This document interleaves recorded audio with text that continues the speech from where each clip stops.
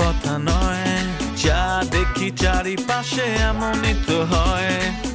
একটু প্রেম আর একটু অভিনয়, কেউ কেউ করে শুধু নয় চায়।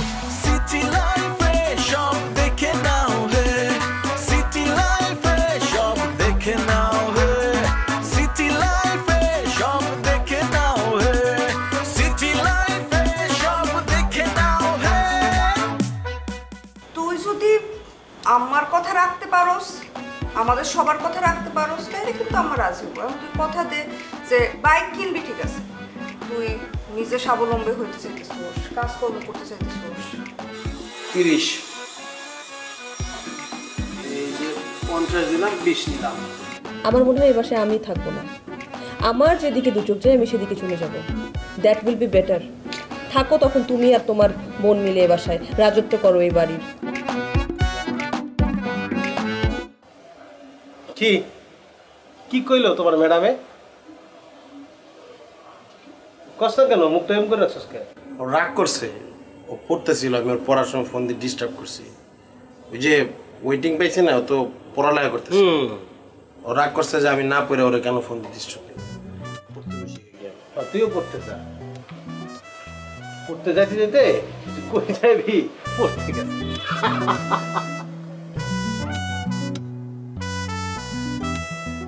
এত হট কেন তোমার মেজাজ?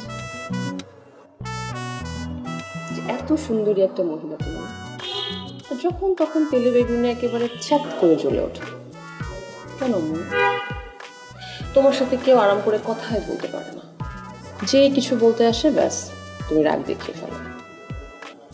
এটা তো ঠিক না মা। এটা দেখো ভাড়াটিয়াগুলি সবাই কি একই স্ট্যাটাসের হয়? আমার বলো, সবার কি শিক্ষাগত যোগ্যতা, স্ট্যাটাস, মানসিকতা তো একরকম না। তুমি বাড়িওয়ালা, তোমাকে একটু বুঝে চলতে হবে না? এসে একটা কোন মামা এসে কমপ্লেন করে তোমার সাথে একটা কথা বলা যায় না। একটা কথা বললে তুমি তো রিসিভ করোই না, বরং উল্টা রিয়াকশন দেখাও। এত শিক্ষিত মানুষ তুমি, তুমি কেন এগুলি করবো আম্মু? এটা তো ঠিক না মা, একটু চেঞ্জ হতে হবে না এখন বলো?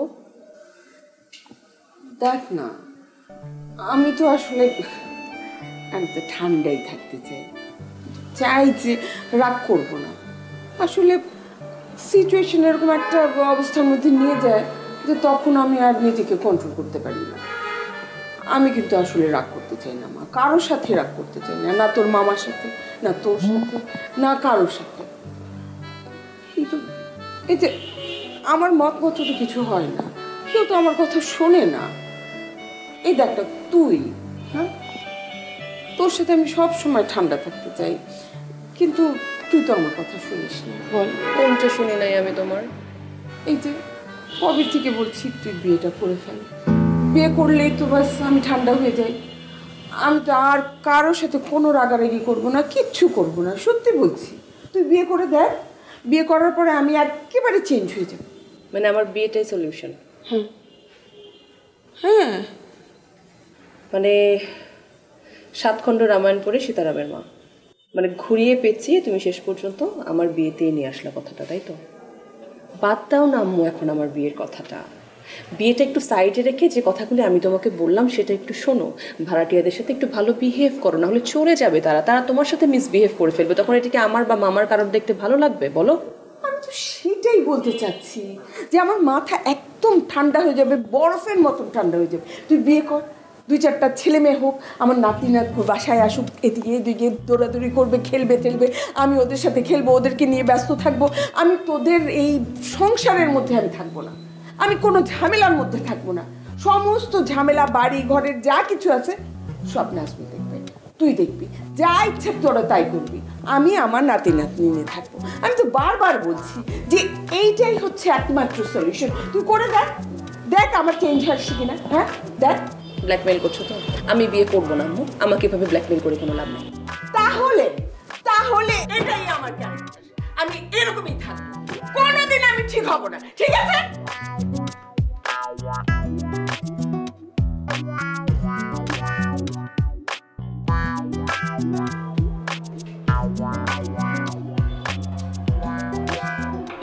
গ্যাস নেই নাকি? বল। 7 সকালে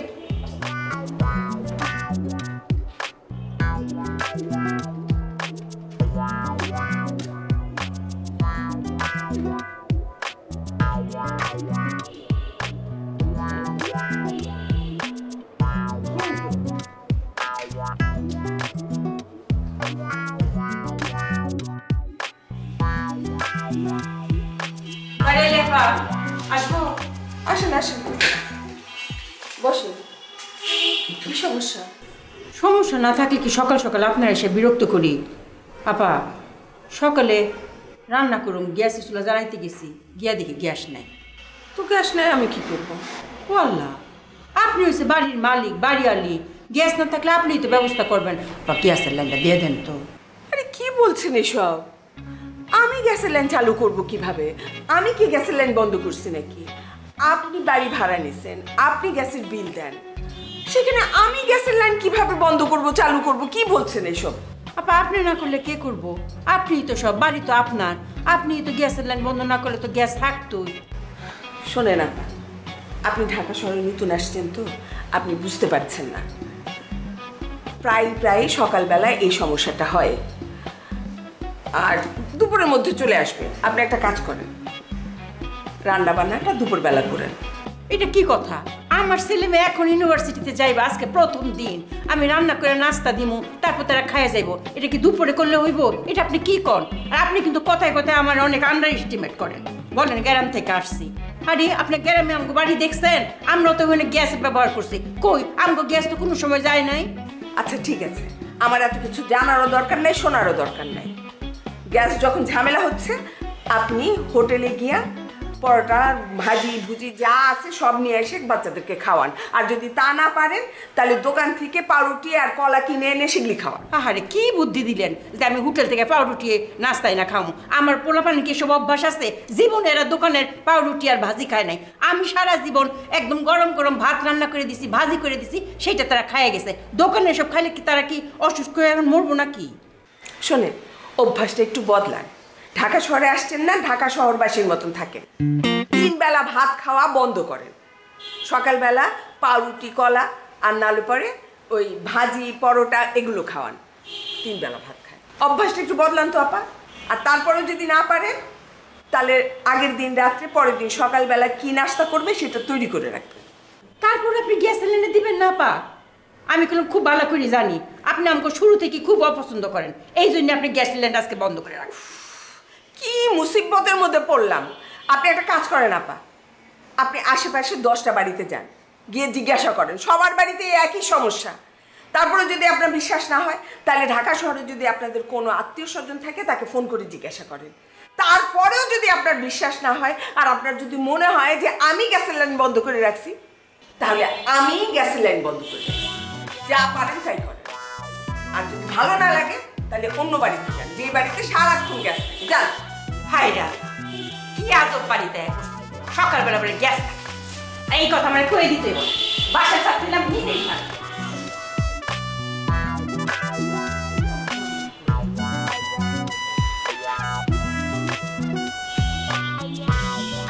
আম্মা, ঘুম থেকে উঠতে তো দেরি হয়ে গেছে, তাড়াতাড়ি নাস্তা দাও, খাই ইউনিভার্সিটিতে যাবো। আজকে তো প্রথম দিন, ভর্তি হওয়ার দিন। নাস্তা কি চাইলেই পাওয়া যাইব? কিসের মধ্যে আমি এসে পড়লাম? আমি তো কিচ্ছু বুঝতেছি না। হ্যাঁ, একটু আলো বাতাস নেই বাড়িটার মধ্যে, এই সারাটা দিনমান লাইট জ্বালায় রাখতে হয়, বাতাস পর্যন্ত পাই না। বারান্দায় গিয়ে একটু বাতাস খামো, সেই উপায় নাই, আরেক লোক দাঁড়ায় আছে। আরে সকালবেলা উঠছি রে মা, উঠা নাস্তা বানাইতে গেছি, গ্যাসে চুলা জ্বালাইছি, দেখি গ্যাস নাই। আম্মা, গ্যাস নাই? এখন ইউনিভার্সিটি যাবো, কখন না কখন বাড়ি আসবো, সারাদিন কি না খায় থাকবো? না থাক, খায় থাকবি কেন মা? এই জন্য খাবার নিয়ে আসছি তো। এই পাউরুটি। ওরে মা, আজকে কষ্ট করে এই পাউরুটি জেলি আর কলা খা। কালকে থেকে এই সমস্যা হবে না, তোর আম্মাই রাত্রে কষ্ট করে তোর জন্য রান্না করে রাখবো। কিন্তু সামনে কোনো হোটেল ছিল না, ওইখান থেকে একটু পরোটার ভাজি আনতাম। মা, হোটেল অনেক দূরে, বাজারের কাছে, ওইখান থেকে নাস্তা আনতে গেলে তুই তো না খেয়ে চলে যাবি। এই জন্য আজকে একটু কষ্ট করে এটা খায় নি। আম্মা খাওয়ান দাও। আসছে নবাবের বাচ্চা, খাওয়ান দেখতেছস না, নিয়ে খায় নে। এটির মধ্যে ভাত কোনটা, ডিম ভাজি কোনটা? আরে ভাত ডিম ভাজি কই পামু? তোর আব্বা এমন জায়গার মধ্যে নিয়ে আইনা ফালাইছে, গ্যাস নাই বাড়িতে। কি কয়, গ্যাস নাই? না। গ্যাসের সমস্যা? আব্বা, তাহলে গ্যাস সিলিন্ডার কিনে লই, আম্মাই রানবো, তারপর খাই বাইরি। হবারা খরচের তালিকাটা আরো বড় কর। আর কি কি লাগবো ক, একবারে নিয়ে আসি। গ্যাস নিয়ে মাথা কামাই দেবো না, গ্যাস সারা জীবনের জন্য চলে যায়নি, গ্যাসে আবার আসবো। যখন আসবো তখন তোর আম্মা রান্না করবো। 3টার সময় আসবো, 3টার সময়। তো 3টা বাজে ভাত খাবো আমি। ওইভাবে একটু অ্যাডজাস্ট করে লইতে হবে, আর তো কোনো উপায় নেই। আজকে রুটি কলা খানা। রুটি খাওয়া কি টেবিলে বসে সকালবেলা খায়? খাই বিকালবেলা দোকানে দাঁড়ামু, আড্ডা দিব আর খামু। ঠিক আছে, আজকে কষ্ট করে খানা, তোর আম্মা রাত্রে রান্না করে রাখবো, কালকে থেকে নাস্তার তোর কোনো সমস্যা হবে না, ভাত পাবি। কালকে সকাল থেকে ভাত ডিম ভাজি সবই পাবি। মা হ্যাঁ তাড়াতাড়ি রেডি হো। এই শোন আসি, জুমুরে দিয়ে আসবি ইউনিভার্সিটিতে। ওই কি বাচ্চা কিন্ডারগার্টেনে পড়ে, জ্বরে দিয়েই তুইব। ওই আমার বড়, ওই আমার দিয়ে যাবো নিয়ে আইব, আমি পারুম না। আব্বা তুমি কও নাই আমারে, তুমি আর আমি যাবো আজকে বুম বুম কিনতেইব। হাই যেটা বলছি সেটা করবি, ঝুমুরে নিয়ে দিয়ে আসবি। আর যদি না দেস তাহলে কিন্তু তুই যে করি না কিনবি, এটা কিন্তু আজকে কেন হইব না। আরে আম্মা আমি কি কিনতাছি কি ঘোরানোর লেগে নাকি? কিনতেছি তো কাজের লেগে, পরিবারের কথা চিন্তা করে কিনতেছি আম্মা। তুমি এর মধ্যে আবার ঝুমুরে ভাষা দিতেছ। আব্বার লোকে যেমন আমি ইয়া করুম না কি রে? আম্মা থাক, বাদ দাও না, আজকে আমি একাই যাই, কোনো অসুবিধা হবে না, আমি চিনতে পারবো। আর ও তো বাইক কিনবে, বাইক কেনার পর প্রতিদিন সকালে আমার ইউনিভার্সিটিতে ও নিয়ে যাই, কখন নিয়ে আসবো? কি নিয়ে যাবি না? হ্যাঁ মানে তুই তো আমার প্যাসেঞ্জার, ভাড়া দিবি? রুটি দিয়ে খা। আরে রুটি খাম না, রুটি গেলে গ্যাস। না রুটি। এই আবার নিচে দাঁড়ালাম, তুমি আও। আবার নিচে দাঁড়াইছি, তুমি আও। আম্মা দেরি যেতেছে, আমি যাই রেডি। আমিও উঠি, বললাম আমার তো ব্যাংকেও যেতে হবে, কাজ আছে। দেখি গ্যাস কখন আসে, বলতে আসি।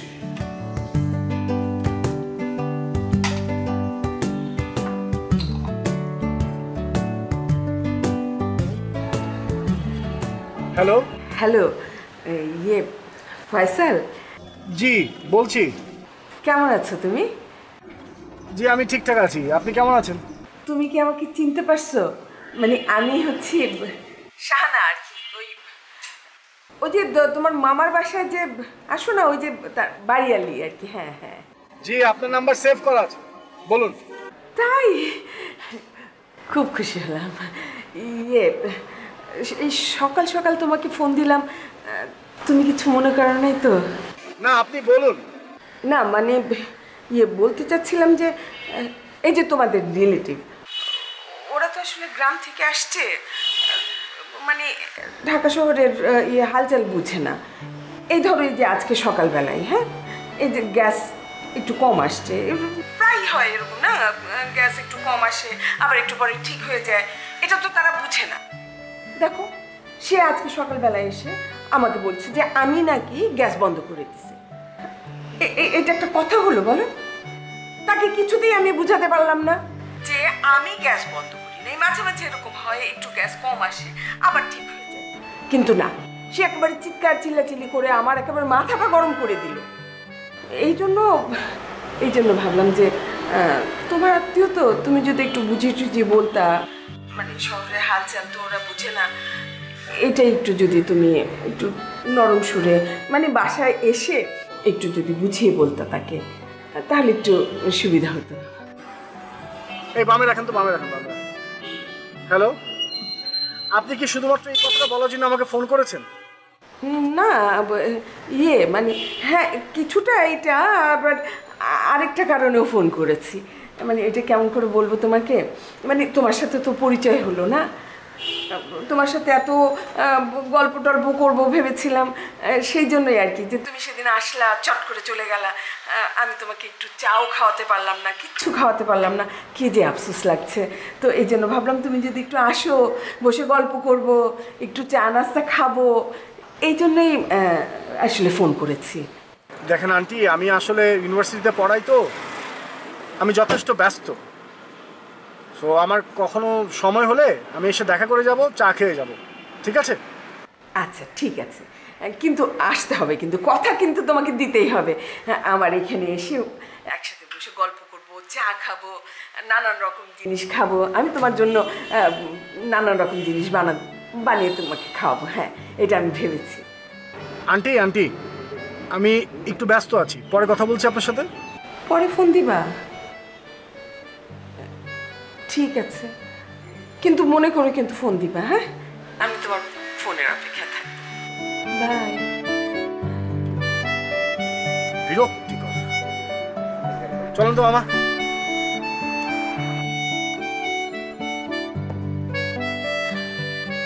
মামা দেরি আছে, যাবেন না? দেরি আছে, দাঁড়ান না, আপনাকে ভাড়া দিব না? মামা আমার বই টাকা তো সম্মান। আরে ভাই আপনার ভাড়া দিব, আপনি দাঁড়ান, দশ তুলেন। কি সমস্যা তোমার? এত ফোন দেয় কেউ? মানে তোমার ফোনের যন্ত্রণা আমি ঠিক মতো রেডি হতে পারিনি, তার উপরে আম্মু রুমের ভিতরে এসে বসে আছে আর তুমি বারবার ফোন দিতেছো। আম্মু বলতেছে কে ফোন দিতেছে, কে ফোন দিতেছে, আর বলতেছে তুই কি ভার্সিটিতে যাবি না অন্য কোথাও ঘুরতে যাবি। মানে তোমার জন্য আমি আর কত ছোট হবো বলো তো? বুঝলাম না, এটা তুমি কি বলতেছো? আমি তোমার জন্য যাই করি তাতেই তুমি ছোট হও? আমার কেয়ার, আমার ইমোশন, এটা কি কোনোদিনই বুঝবে না তুমি? এটা কেয়ার না, এটা ইমোশন না। তোমার এই কেয়ার ইমোশনে আমি বিরক্ত হয়ে গেছি, আমার খুব পেইন লাগতেছে, তুমি বুঝতে পারতেছো? সকালবেলা তোমার সাথে ব্রেকফাস্ট করবে দেখে আমি বাসা থেকে না খেয়ে আসি। প্রত্যেকদিন রাত্র 11:30 আমি বিছানায় খেয়ে শুয়ে পড়ি। কখন সকাল হবে, কখন তোমার সাথে আমার দেখা হবে, কখন আমরা রিক্সায় করে 30 মিনিট 35 মিনিটের জার্নি করে ক্যাম্পাসে যাব। আমি ওই মুহূর্ত মিস করতে চাই না। মাঝে মাঝে তো আমি ঘুমাই না, সেজন্য এই দেখো না ঘুমাইতে ঘুমাইতে চোখের নিচে দাগ হয়ে গেছে। যদি ঘুমাই পড়ি তোমার সাথে, যদি ওই মুহূর্তটা মিস করি, আর তুমি এটারে বলতেছো যন্ত্রণা, এটারে বলতেছো পেইন। আমি তোমাকে বলছি প্রতিদিন এখানে আসো। আরে ভাই তুমিও ভার্সিটিতে যাও, আমিও যাই, ওইখানে তো আমাদের দেখা হইতে পারে। কি দরকার তোমার এখানে আসা আর সকাল সকাল আমাকে পেন দেওয়ার? ঠিকই বলছো, তুমি তো আমার কখনো বলো না আসতে, আমি তো আসি নিজে বেহায়ের মতন, ছেঁচড়ার মতন। আমি লকেট আসলেই তোমার যন্ত্রণা দিই, আমার আসলে তোমার যন্ত্রণা দেওয়া উচিত।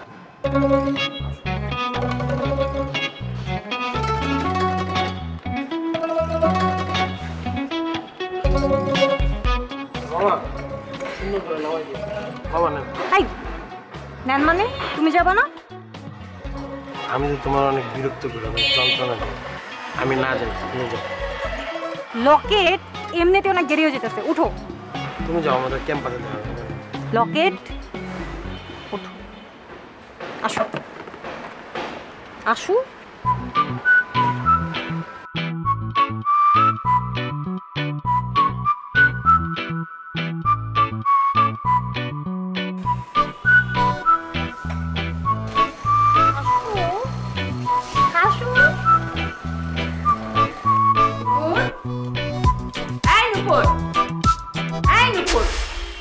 বেলা কতক্ষণ হয়েছে?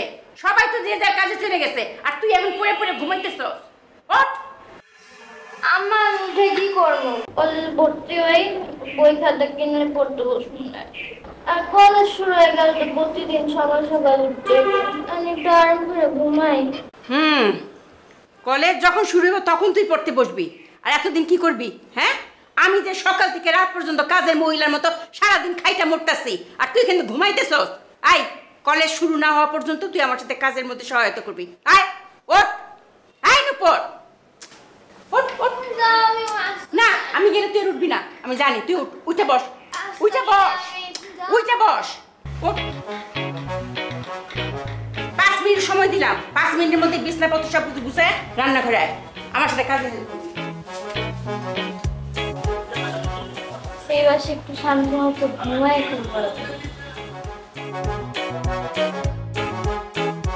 হ্যাঁ, কোনো কিছুই তো পাওয়া সম্ভব না, সব তো রাস্তার মধ্যে জ্যামে। তো বাবার সাথে শেয়ার করলাম যে বাবা আমি যদি চাকরিটা পেয়ে যাই আমি কিভাবে আমি অফিস করবো। আমি তো অবশ্যই, কেন তো করবো না, সারা জীবন তোমাদের যতদিন ইচ্ছা তোমরা এখানে থাকবা। আবার হো হো করতেছো? আরে বাবা জুরাইনের রুজি খালা, এবার চিনতে পারছো? চিনছি তো, বলো। উনি কেন ফোন দিছিল জানো? কেন?